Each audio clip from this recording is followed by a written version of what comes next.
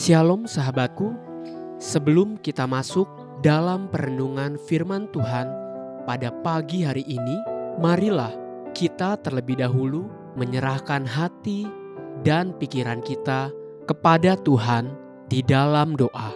Bapa Surgawi, terima kasih untuk kebaikan-Mu, terima kasih untuk penyertaan-Mu buat hidup setiap kami. Bapa, pagi hari ini kami rindu untuk terus diajar dan diarahkan melalui kebenaran firman Tuhan. Kami siap untuk mendengarkan kebenaran firman-Mu. Haleluya, amin. Pagi hari ini kita akan merenungkan kebenaran firman Tuhan dengan tema pembalasan adalah hak Tuhan. Sebuah tema yang mengajak kita untuk belajar rendah hati dengan memeriksa kembali sikap hati kita di hadapan Tuhan.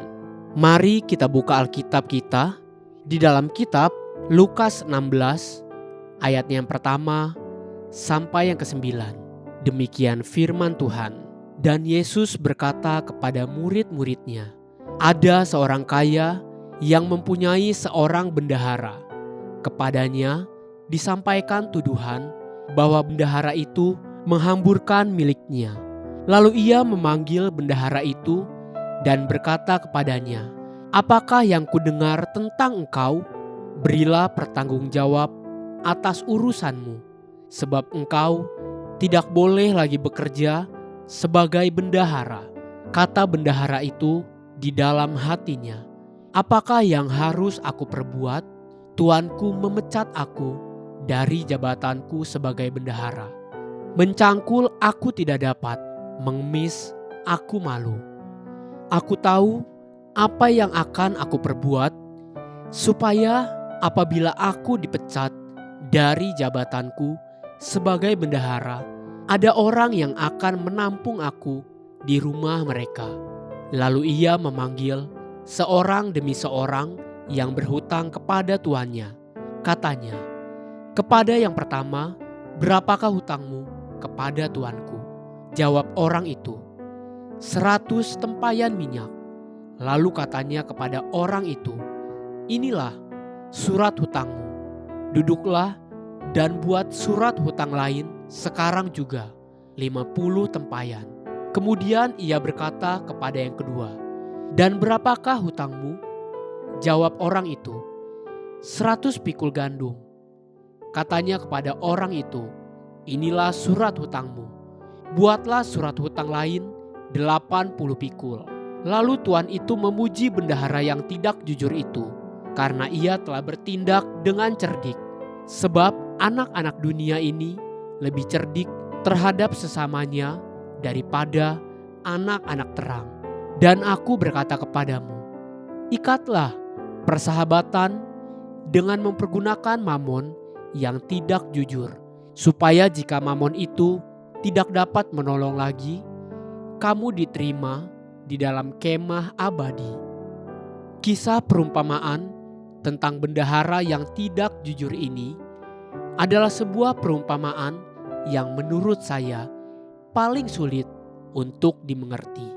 Bagaimana mungkin Tuhan seakan memuji kelicikan bendahara yang tidak jujur ini, karena dia berani memotong surat hutang orang-orang yang sesungguhnya bukan berhutang kepadanya, tapi kepada tuannya, sang pemilik uang yang dihutangkan tersebut. Bagaimana mungkin perbuatan seperti itu dapat dikatakan terpuji? Disinilah kita akan belajar masuk jauh lebih dalam kepada rahasia apa yang Tuhan ingin sampaikan kepada gerejanya. Sama seperti apa yang dituliskan tentang karakter sang bendahara. Dia disebut sebagai bendahara yang tidak jujur. Tapi di mana letak ketidakjujurannya? Ketika sang bendahara itu tahu bahwa dia harus mempertanggungjawabkan semua perbuatannya, kemudian dia melakukan hairkat atau pemotongan surat hutang. Hal ini seharusnya justru akan dianggap sebagai sebuah kesalahan atau ketidakjujuran. Namun, justru inilah yang dipuji Sang Tuan. Mengapa sang bendahara yang tidak jujur berani langsung memotong hutang-hutang orang-orang yang berhutang kepada tuannya? Mungkinkah justru dia disebut sebagai bendahara yang tidak jujur sebab selama ini dia memang telah menggunakan jabatannya untuk menambah beban hutang kepada orang-orang yang telah berhutang kepada tuannya?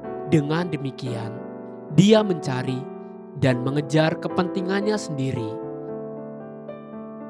Jika kita samakan dengan perbuatan para pejabat kotor hari-hari ini, bukankah perbuatan itu juga sama? Mereka berusaha memperkaya diri mereka sendiri karena jabatan mereka dan menambah beban kepada masyarakat demi untuk memperkaya diri sendiri. Kita kenal perbuatan seperti ini sebagai pungli atau pungutan liar. Namun, setelah bendahara kotor itu sadar, kemudian dia segera bertobat dan memangkas semua pungli-pungli yang telah dia kerjakan selama ini. Itulah yang dipuji Sang Tuan, pemilik semua harta dan hutang-hutang. Bahkan dalam penjelasan perumpamaan ini, Tuhan Yesus kemudian berkata, Lukas 16 ayat 10 sampai 12. Barang siapa setia dalam perkara-perkara kecil, ia setia juga dalam perkara-perkara besar.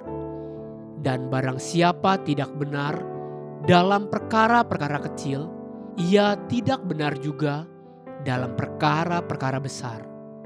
Jadi, jikalau kamu tidak setia dalam hal mamon yang tidak jujur, siapakah yang akan mempercayakan kepadamu harta yang sesungguhnya? Dan jikalau kamu tidak setia dalam harta orang lain, siapakah yang akan menyerahkan hartamu sendiri kepadamu? Namun, jika kita mau masuk jauh lebih dalam lagi, apabila hutang-hutang atau orang itu adalah kesalahan dan dosa yang telah mereka lakukan di hadapan Tuhan, terhadap siapakah mereka berhutang? Terhadap siapakah mereka sebenarnya harus mempertanggungjawabkan semua perbuatannya? Bukankah sesungguhnya terhadap Tuhan sendirilah mereka telah berdosa? Daud yang telah meniduri Betsyeba, istri Uria, lalu membunuh suaminya, bukankah dia telah berdosa menumpahkan darah dan merampas istri orang? Bukankah keluarga Uria berhak untuk menuntut balas atas perbuatan hutang darah tersebut?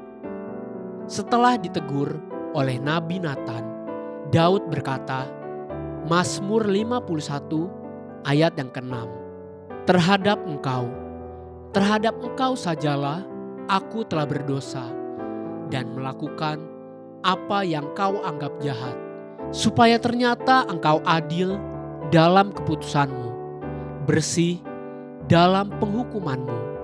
Jadi Daud menyadari bahwa hutangnya itu terhadap Tuhan sendiri, dan Tuhan akan memperhitungkan dan menuntut pertanggungjawaban dari Daud.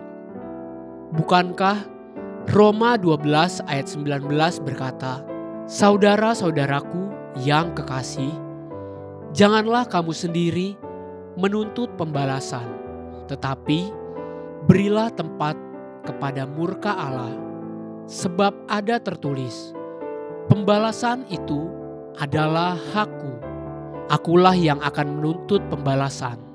Firman Tuhan. Kita akan disebut sebagai bendahara yang tidak jujur apabila kita menambah beban dan tuntutan kepada orang lain, atau menuntut pembalasan dan penghakiman terhadap kesalahan orang lain. Sementara sesungguhnya kita bukanlah hakim yang berhak menuntut. Belajarlah untuk melepaskan pengampunan, sebab kita tidak berhak untuk menuntut balas. Haleluya, sahabatku, biarlah firman Tuhan pagi ini menjadi terang bagi langkah kita dan kekuatan bagi perjalanan hidup kita sepanjang hari ini. Mari kita menutup renungan ini dengan doa. Tuhan Yesus yang baik, terima kasih untuk kebenaran firman-Mu yang telah kami dengar. Bapa, terus ajari setiap kami untuk mampu memiliki belas kasihan dan memiliki kemampuan untuk mengampuni orang-orang yang berlaku tidak benar terhadap kami. Kami mau menyadari bahwa penghakiman hanya milik Engkau. Kuatkan dan teguhkan iman percaya kami. Amin. Jesus loves you and so do I.